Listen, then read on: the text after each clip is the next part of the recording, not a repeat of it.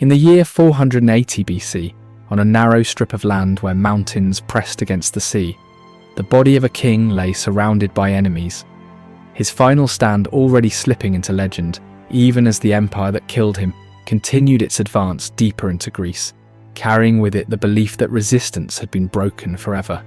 The king was Leonidas I, and his death at the Battle of Thermopylae was supposed to mark the end of meaningful opposition to the invading forces of Xerxes I. But what happened next would not be the quiet submission the Persian Empire expected, because the fall of Leonidas did not end the war. It changed it.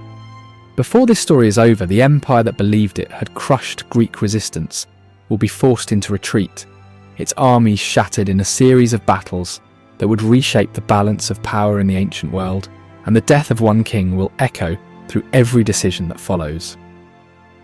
If you want to uncover the moments in history where defeat transforms into revenge, and where the fall of a single leader ignites something far greater, then subscribe to the channel and like this video, because the story of what came after Thermopylae reveals how close Greece came to being erased entirely.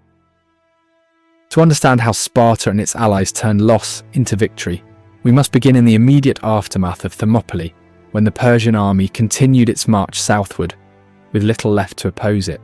With the pass now open, Xerxes I advanced into central Greece, his forces moving with the confidence of an empire that had just defeated what it believed to be the strongest resistance the Greeks could offer. Cities fell or surrendered as the Persian army moved forward, and the fragile alliance of Greek city-states faced the real possibility of total collapse. Among those cities was Athens, a centre of culture and political power that now stood directly in the path of the advancing army. Unlike Sparta, Athens relied heavily on its navy, and its leaders understood that meeting the Persian forces on land would likely result in destruction. So they made a decision that would change the course of the war. The city was evacuated. Its population fled, leaving behind empty streets and abandoned homes as the Persian army approached. When the invaders arrived, they found a city largely deserted, and in an act meant to demonstrate dominance, Athens was burned. The destruction sent a clear message to the rest of Greece. Resistance would be met with annihilation. Yet even as flames consumed the city, a different kind of resistance was already forming. The Greek alliance, though divided by rivalries and conflicting priorities, began to recognize that survival depended on unity. At sea, the Athenian fleet prepared for a confrontation that would test not just their strength, but their ability to outthink an enemy that outnumbered them. Leading this effort was Themistocles, a strategist who understood that the key to defeating the Persian navy was not direct confrontation in open water, but manipulation of the battlefield itself. He chose the narrow straits near the island of Salamis as the site of the coming battle, a location where the size of the Persian fleet would become a disadvantage rather than an advantage. Meanwhile, on land, Spartan forces regrouped, preparing for the next phase of the war with the understanding that the death of Leonidas I could not be allowed to stand, not be allowed to define the outcome of the conflict. For Sparta, the concept of honour was inseparable from action, and the loss at Thermopylae demanded a response that would restore balance. But this was not simply about revenge, it was about survival. Because if Persia succeeded in conquering Greece, the entire system of independent city-states would disappear, replaced by imperial rule.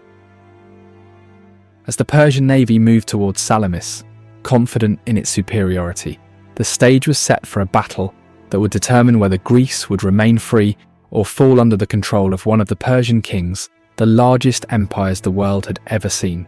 The tension leading up to the confrontation was immense, with Greek commanders debating strategy and struggling to maintain unity in the face of overwhelming odds. Some argued for retreat, believing that continued resistance would only lead to further destruction. Others insisted that this was the moment to act, that hesitation would only strengthen the enemy. In the end, the decision was made to fight.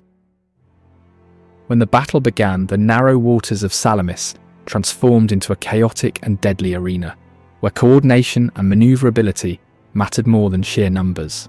The larger Persian fleet struggled to navigate the confined space, its ships colliding and interfering with one another as Greek vessels exploited the confusion. What followed was not just a victory, but a turning point. The Persian navy, once considered unstoppable, was forced into retreat, its losses significant enough to alter the course of the war. For the first time since the invasion began, the momentum shifted. The empire that had burned Athens and killed Leonidas was no longer advancing without resistance. It was being pushed back. Yet the war was far from over, because even after the defeat at Salamis, Xerxes I still commanded a massive army on Greek soil, and the final outcome of the conflict remained uncertain. The revenge for Thermopylae had begun, but it had not yet been completed, and the battles that would follow would determine whether the death of Leonidas would be remembered as the beginning of the end or the spark that led to one of the most significant victories in ancient history.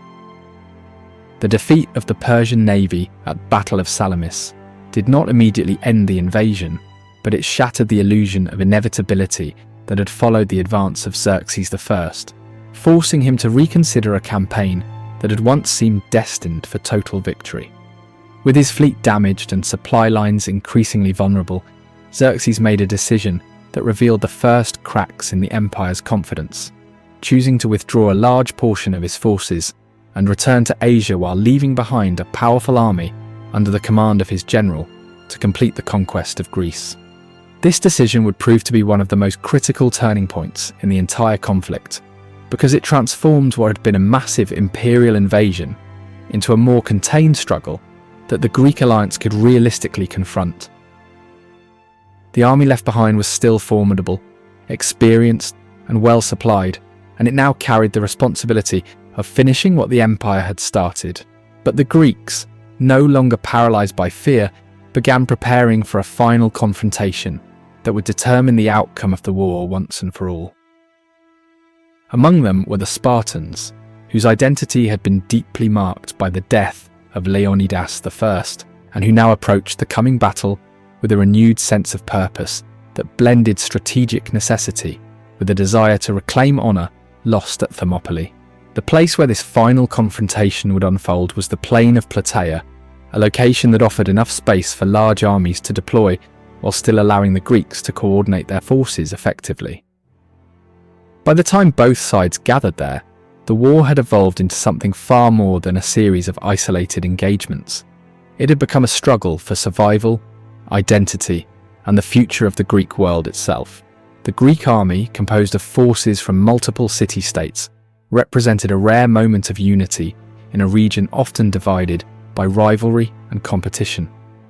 At its core stood the Spartan soldiers, disciplined, heavily armed, and trained for exactly this kind of confrontation, supported by allies who had come to understand that their fates were now tied together. Facing them was the Persian army, still vast and formidable, commanded by leaders who believed that victory was still within reach despite the setbacks they had suffered. The battle that followed was not a sudden clash, but a tense and carefully managed confrontation, where both sides tested each other's positions, waiting for the moment when advantage could be seized. Supplies became an issue, movement was restricted, and tension built over days as neither side wanted to commit to full engagement without favourable conditions. When the fighting finally began, it did so under circumstances shaped by miscommunication, shifting positions, and the unpredictable nature of large-scale warfare. Yet when the lines met, the difference in fighting styles became immediately apparent. The heavily armoured Greek hoplites, fighting in close formation, proved devastating in direct combat, their discipline and coordination allowing them to push back against forces that relied on close combat, more on mobility and ranged attacks.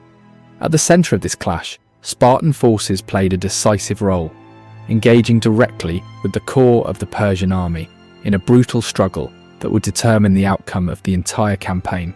The fighting was intense, prolonged and unforgiving, with neither side able to claim immediate dominance, but gradually the balance began to shift. The Persian lines faltered under sustained pressure, their formations breaking as the Greeks advanced with increasing confidence. What had once been an unstoppable invasion force was now struggling to maintain cohesion against an enemy that had adapted, unified, and refused to collapse. When the Persian command structure was disrupted and key leaders were lost, the remaining forces began to retreat, turning what had been a contest of strength into a decisive victory for the Greeks. The Battle of Plataea marked the effective end of the Persian invasion of mainland Greece. 446 BC, a moment that would echo through history as the point where resistance became triumph.